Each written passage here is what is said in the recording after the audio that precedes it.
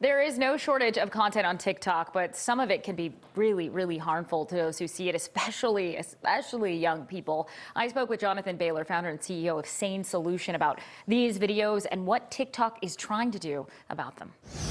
Jonathan, let's first talk about some of these so-called trends that we're seeing on TikTok. These are diet and weight loss ones that seem pretty scary. Can you just discuss what we're seeing here?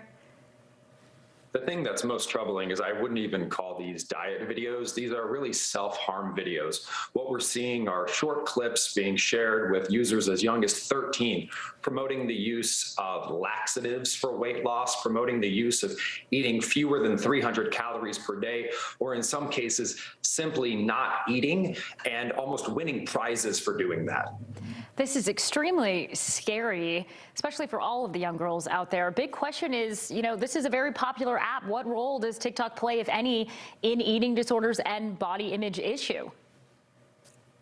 While social media can be very problematic when it comes to self-harm in general, TikTok is especially problematic because it is rather new, so it's been under far less scrutiny than, say, Facebook has. In addition to that, the way TikTok is designed, it's incredibly easy to binge watch content.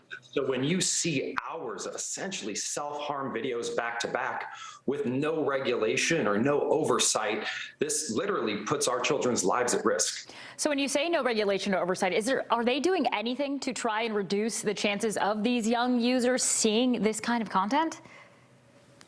There are some actions being taken. For example, about 80 million videos have been pulled off TikTok recently, but that represents literally less than 1% of the total videos on TikTok. So unfortunately, much stronger measures have to be taken. And we as parents, I have 2 little girls, we have to take much more active roles to protect our children from these platforms, because at the end of the day, the platform's job is to keep people on the platform, even if doing so harms those individuals. So as you just mentioned, as a parent, as a user, how can people protect themselves from seeing this kind of content? Because in some cases, it's that kind of hard to look away.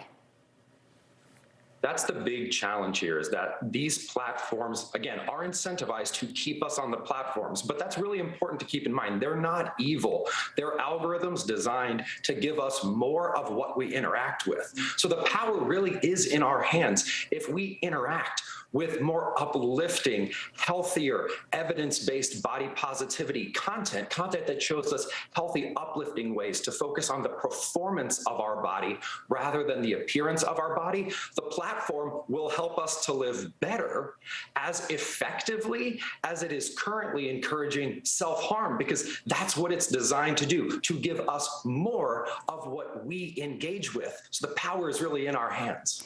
Yeah, Jonathan, I say this, it's so hard growing up in a generation like this. When we were kids, it was a little bit different. As a dad, I have to ask you, of 2 girls, what is it like? How does it feel as a parent to see this type of content being spread so widely and so easily accessible?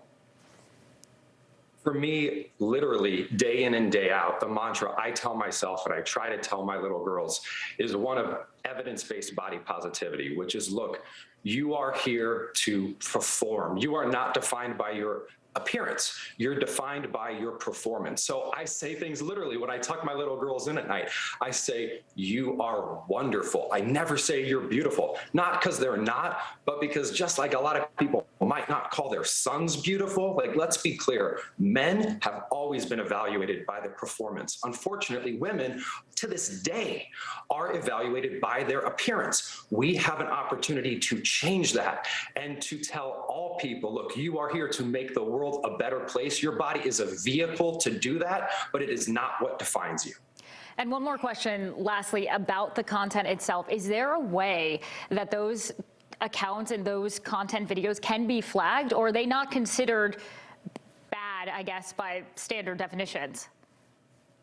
Unfortunately, it's nearly impossible to flag or just stop this on the platform level because the numeral 0 instead of the letter 0. So even if the platform tries to say these words are prohibited, it can't think of every crazy way people will work around that. So if we, again, as individuals, empower ourselves to say, look, there is so much good in the world. We can do so much better. Let's turn our head, right? People used to say, you vote with your dollars.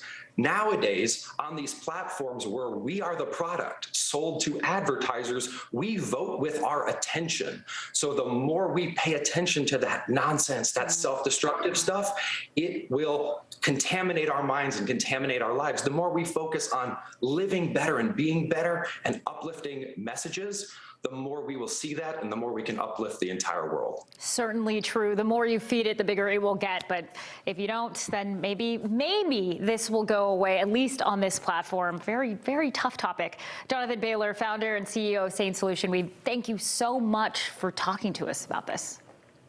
Thank you.